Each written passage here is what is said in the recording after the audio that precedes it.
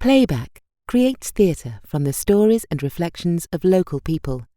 Home Is, our most recent project, celebrates the rich diversity of our own members.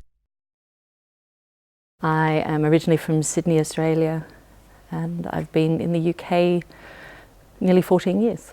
I was born in Kenya, in Nairobi, and my parents are originally from India, now Pakistan.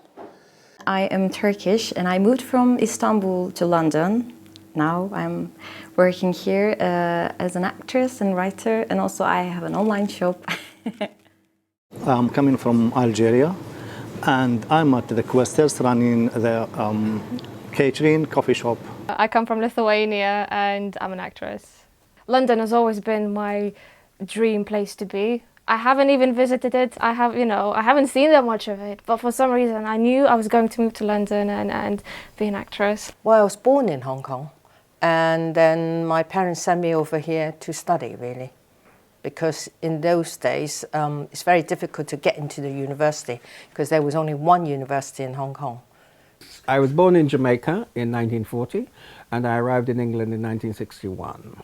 And we birthed in Southampton, and then by train, we travelled by train to London, to Waterloo.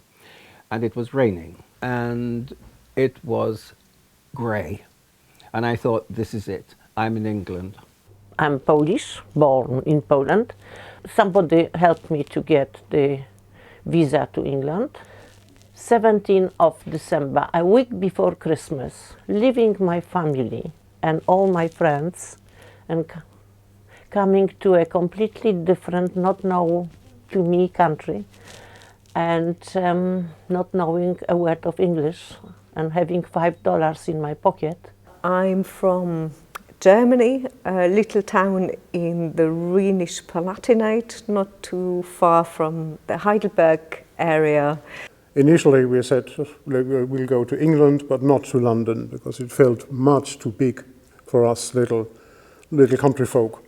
We came, we're still here, I'm still with the same company, so it all worked out in the end. My father's Egyptian, my mother's English, and they lived in England for a very short while, and then they moved back to Egypt. But unfortunately, the Egyptians and the British decided to fight, and there was the Suez Crisis. So in 1956, because there was a lot of anti-British sentiment, my mother, who was a blue-eyed blonde, and my younger sister was also blue-eyed and blonde, my grandparents felt that they were a target, and so they persuaded my father to take us back to England. I always knew I was going to come to the UK. My mum is British, and it was something I grew up just wanting to do. And I got to, I think it was the age of 27, and had £300 and a one-way ticket, and I came over. I left Algeria a long time ago, 1992. Starting getting big, like say, civil war between people and government. Everybody among people I was at school with trying to get out of the country, because at that moment it was a very sort of difficult, and we started to see the different lives behind the border. I was 17 years and 8 months old at that time, and when I walked into the corridors of the Heathrow Airport, my jaw dropped when I saw white women and men sweeping the floors and all that, because I grew up in a place in Kenya where they were the ruling class. Arriving on a banana boat, which the SS Sulaco was, we disembarked and we were aware that Southampton was covered in hydrangea. I'd never seen that flower before in my life, but every garden had it. First thing I noticed here in London was, I think I could say, the greenery. It was more open and fresh and everywhere, like full of parks, and that was the first thing. My expectation is people will be a lot friendlier, and the first impression was, okay, people are fine, but gradually I get to know people, then I feel more settled. It's the thing that annoyed me most, I think, about being in London was a negative attitude. I mean, whether you can blame the weather, I don't know, but in Sydney, well, it's just a little bit more can-do, a little bit more possible. It's one thing learning English from a textbook or in class, 2-3 hours a week, and there's another thing moving here and actually having to speak English. It took me, I think, half a year. I was working in a coffee shop for first year I was in London, and all my colleagues, they were chatting to customers, and I don't know, I was like, what? I think it's just my reserved nature and maybe my Lithuanianness. After, say, half a year, I suddenly realized, wait, I can talk to people. Thanks to Questors, I really became a bit more confident person. I learned to express myself in another language with much more clarity. We both had, I think, 9 years of English in school, and I think we spoke a decent, more than survival level English at the time when we moved to the UK. But of course we were trained in school English. We read Shakespeare, we read novels and pieces of English history, but nobody told us how to make a phone call or to discuss with the car mechanic what could be wrong with our car, or how to purchase a house or to rent a flat. So we opened a new box of adventure every day. When first I arrived here, just got out from the airport, I find, well, it's completely different culture, different weather. London is more busier. I have no time to mess around. It's everybody running, everybody got late for work, basically. It's a different system. Different people, different cultures, different opinions and ideas, and in hindsight it was great, but at the time it was just so, whoa. I found London quite intimidating, and it shocked me to see on the front windows of the houses, sometimes, not all of them, saying no parkies and no dogs allowed or something like that. Nobody ever to my face ever said anything challenging or racially biased or gave me violence. Nobody did, but they made you feel it subtly. For example, you would be walking along the street and people would stop and stare at you. Nobody would speak to you, they would just stop and stare. I sat next to a person on the bus once and they got up and moved somewhere else. And I thought, this is it. I think in London we do live in a bubble. I personally haven't had any bad experiences, but you listen to the news and people do have bad experiences. I'm lucky enough that I work in a company, my day job, that is very multicultural. Loads of us are from Europe, so it's a different feeling. I'm not sure how I would feel if I was working in an entirely British company. It feels strange to know that there are a lot of people apparently in the country who do not want any Europeans here. That certainly makes you as a foreigner less welcome, but our immediate friends are still our immediate friends. I never experienced racism in this country. I feel like I'm at home. I work in a box office on Wednesday evening, and we do bookings and give out tickets and everything. And a lot of our friends actually act in Questors. I discovered Questors by literally Googling good cheap acting classes in London. And I came across information perhaps in my local library, I can't remember now, about this course run by the Questors Theatre in Matterclain, a student training course, ostensibly to prepare people to enter the Questors' own acting body, as it were. And so I went to Matterclain to be interviewed by Alfred Emmett. Acting course was really fun, and coming from Turkey, and I didn't find much chance to speak in English, and my first year was I was a bit introvert person, but with Questors and with people in it, I also practiced my language and I learned to become more confident. Creating something together, it taught me a lot. I remember I was so scared. because I've never had an audition before in my life.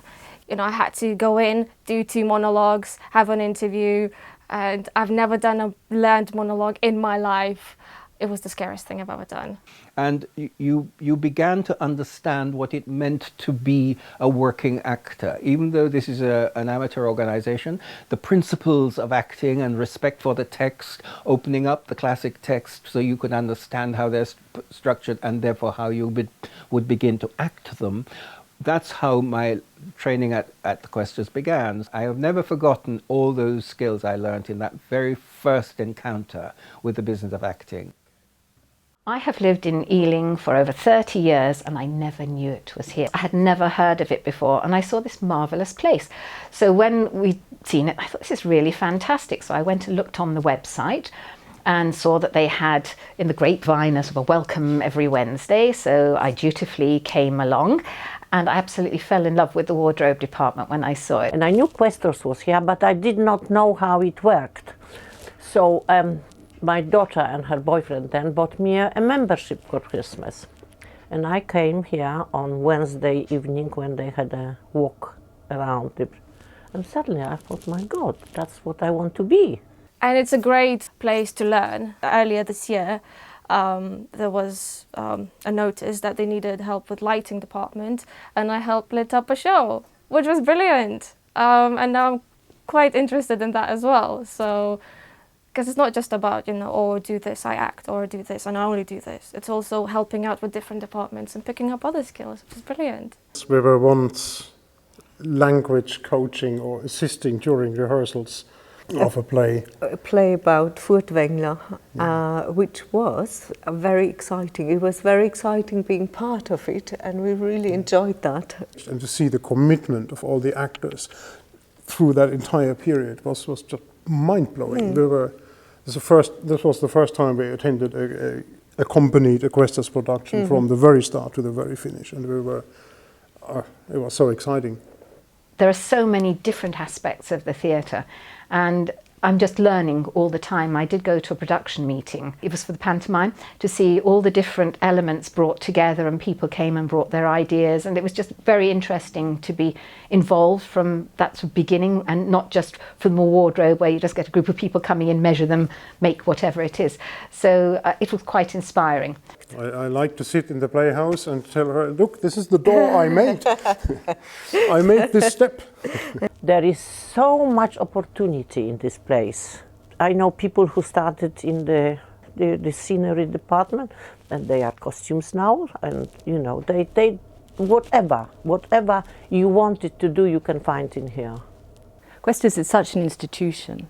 When I was back in studying back in Australia, my lecturers knew of Questors. They'd heard of the resources of it, the structure in Ealing, and it was a training ground. It was recognised as a really great place to go and learn and make mistakes and just experiment and just play. And there are very few places like that in London. That was what attracted me to Questors, was so that I could go and just work it out for myself. You have amateur theatres and you have amateur theatres, and the Questors was something entirely different. So in the year I've been here, I feel like it's home from home. I think it's really a special place to be. I love to be around here. We were certainly always made very welcome, and nobody made us not feel welcome. But in the very beginning, it was a very slow start, because people were and still are, to a large extent, very private. When I first came to Questors, I found the atmosphere very overwhelming, because everything I saw was white middle-class people around.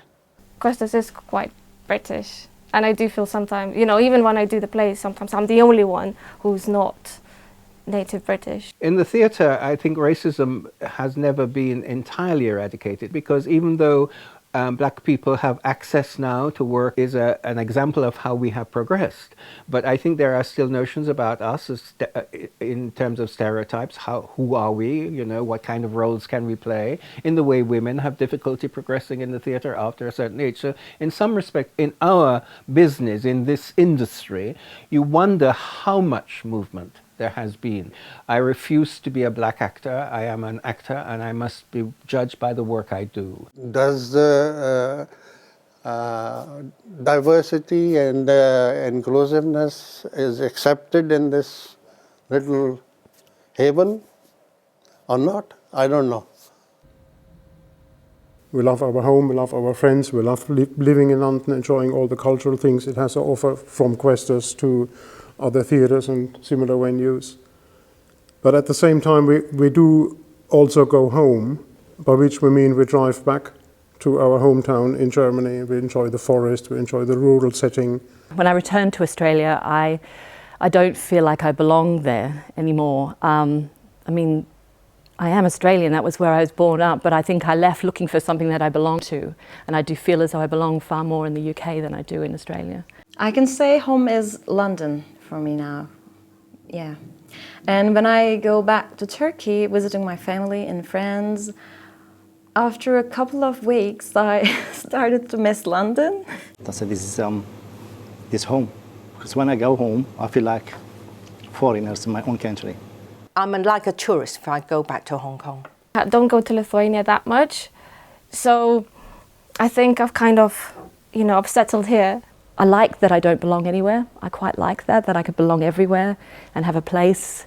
So I don't know, home is where you are.